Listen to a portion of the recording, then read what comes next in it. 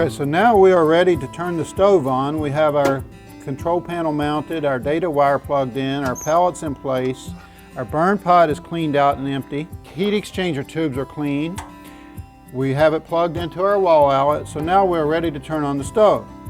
So we turn our stove here on our retail showroom, which is 4,200 square feet, on manual mode. We typically run on level 1 or 2, depending on how cold it is outside. So like I say, in each level represents 500 square feet of heat. We have 5 heat settings, so which will have a range of 1,000 square feet up to 2,500 square feet of heat. So to turn on the stove, you simply hit the top left button.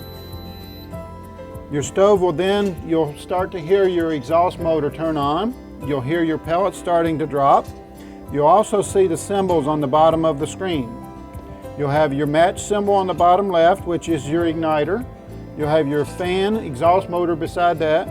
In the middle, you'll have your auger feeding symbol, which is your burn pot flashing off and on. To the right of that, you'll have your vacuum switch with a slant under it. Beside that, you'll have your hopper lid switch with the L with a slant under it, and then the word on, which means basically that the stove is on. In the center, you'll have a temperature reading. Ours says 69 degrees. That is recorded at the back of the stove. I'm in the manual mode, and I'm burning on level number 2. If I want a really quick heat up, if it was 0 outside and my house was 50 degrees and I wanted a really fast heat up, I would simply turn on once the fire is lit, which takes 2 minutes. I would bump the stove up to level 4 or 5, which will raise the temperature 5 to 10 degrees per hour in your home. So now, as you can tell, the pellets are dropping out of the chute down into the burn pot. Usually it takes 1 or 2 minutes to start seeing some fly ash occurring. Shortly you'll start seeing a little bit of smoke coming from the wood pellets. As you can see now, it's starting the burn process. All the time the pellets are still dropping, the igniter is glowing orange under the pot, mixing with the air, creating the combustion. Usually after 1 minute, your fire is in place already. Your smoke will dissipate, leaving a nice clear view of the fire. It will take about 3 to 5 minutes for the fire to completely overtake the pot area. After usually 5 minutes, your igniter kicks off, your room blower fan kicks on. Then you start to feel the true effects of the heat. Okay, as you can tell, folks, this has been burning now for about 30 seconds, and this is a level 1 fire. The stove has 5 heat levels, so now that the fire is just beginning, it's starting out on level 1. Shortly, after 2 or 3 more minutes, I will show you level 5 burn pattern. As you can tell now, we are in category 2 burn.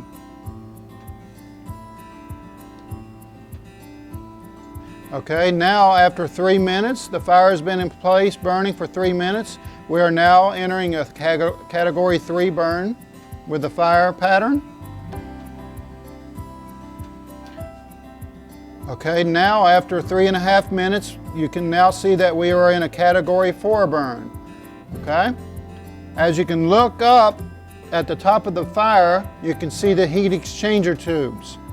That's the importance of keeping all the carbon off of your tubes so that it stays nice and clean and you're getting the full efficiency of the stove. Okay, so now it's been 4 minutes and now we are in category 5 burn. This fire level 5 is enough heat for 2,500 to 3,000 square feet. As you can tell, the fire pattern has overtaken the complete burn pot area. Shortly, in approximately 1 more minute, you'll hear your room blower fan kick on. All your heat will start coming out of the burn tubes up in the top. Okay, the room blower fan just kicked on. So if you have placed your TV close to the stove, you can barely hear the blower noise, but you do have the ability to lower and increase your blower voltages. All right, so now that I have the stove on level 5, manual, I want to show you the true flame pattern of a category 5 burn.